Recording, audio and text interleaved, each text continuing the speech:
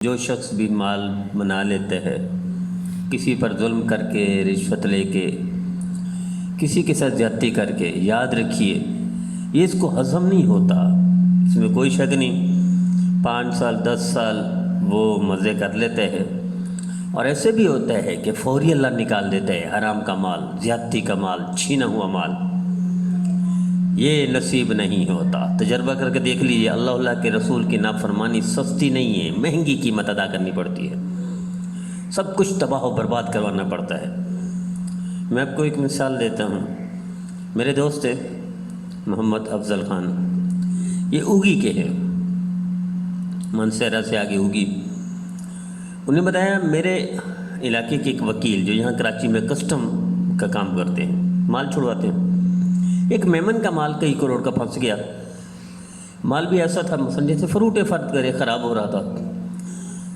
اب وہ پھنس گیا تو چھڑوانے والے وکیل بہت ساری فیسیں مانگ رہے تھے، ان کے پاس بھی آ گیا، حالانکہ وہ کام 15 سے 20 منٹ کا تھا، ویسے تو وکیل پینشن 15 سے 20 منٹ کا تھا۔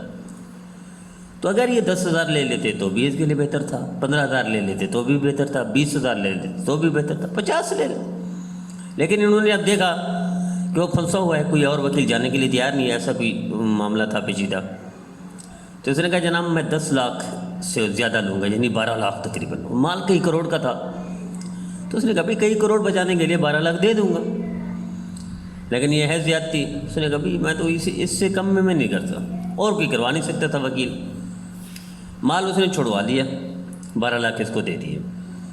1 دن یا 2 دن گزرے، اس کے بیٹے کا ایکسیڈنٹ ہو گیا، اور اس ایکسیڈنٹ پر 2 مہینے اس کو چھٹی کرنی پڑ گئی، 2 مہینے مسلسل ہسپتال رہا، اور اس سے دگنی قیمت اس کے بیٹے کی علاج کے لیے لگ گئی، اور بیٹا ہمیشہ کے لیے معذور بھی ہو گیا۔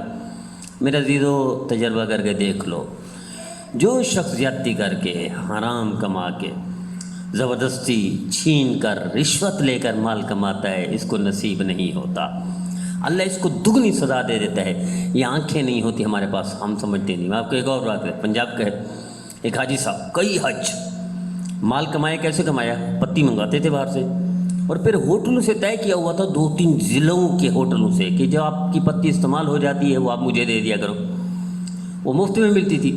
استعمال کی ہوئی پتی باہر کی پتی میں منگوا کر پھر بیچتا تھا، اس طرح کروڑ پتی بن گیا، ارب پتی بھی بن گیا۔ 20 سال عیاشی کے گزرے، ایک بیٹا تھا، اس کے لیے بڑی جائیداد بنا لی، بڑی بینک بیلنس، بڑی کوٹھی، بڑی کاریں، بڑی جائیداد۔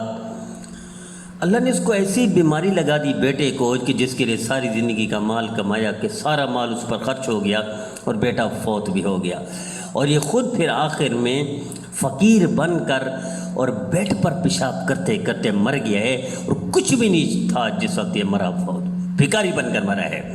میرا عزیزو کیا یہ ممکن ہے اللہ کی مخلوق کے ساتھ دھوکہ کریں آپ؟ نبی کریم صلی اللہ علیہ وسلم ارشاد فرماتے ہیں جو دھوکہ کرتے ہیں وہ ہم میں سے نہیں ہے۔ اللہ کی مخلوق کے ساتھ آپ دھوکہ کریں، نبی کریم صلی اللہ تعالی وسلم کی امت کے ساتھ آپ دھوکہ کریں، استعمال کی ہوئی پتی نئی پتی میں ملا کر آپ بیچنا شروع کر دیں۔ کیا اللہ نہیں دیکھ رہا؟ بندے نہیں دیکھ رہے، ہوٹل والے نہیں دیکھ رہے، کاروباری نہیں دیکھ رہے، اللہ نعوذ باللہ اندھا نہیں ہے، آنکھیں رکھتا ہے، اللہ دیکھ رہا ہے ہر لمحے آپ ان کے سامنے ہیں، کوئی اوجھل نہیں اللہ سے، اور کیا بدلہ نہیں لے گا؟ ساری مخلوق اللہ کا کنبہ ہے، اللہ کے کنبے کو جو دکھ دے رہا ہے، تکلیف دے رہا ہے، رشوت سے، 2 نمبری سے، دھوکہ سے، کہ اللہ معاف کر دے گا؟ ممکن ہی نہیں معاف کر دے۔ اللہ اس کو عبرت ناک سزا دیتا ہے، اور دنیا کے لیے عبرت کا سامان بنا دیتا ہے۔ لیکن کاش ہماری وہ آنکھیں، ہمارا دماغ، ہمارا دل ہو کہ ہم سوچ سمجھ سکیں کہ ہمیں یہ سزا مل رہی ہے۔ ہم اس کو سمجھتے نہیں، اللہ دنیا میں بھی سزا دیتا ہے، آخرت میں بھی سزا مقرر متعین ہے۔ اللہ ہمیں محفوظ فرمائے۔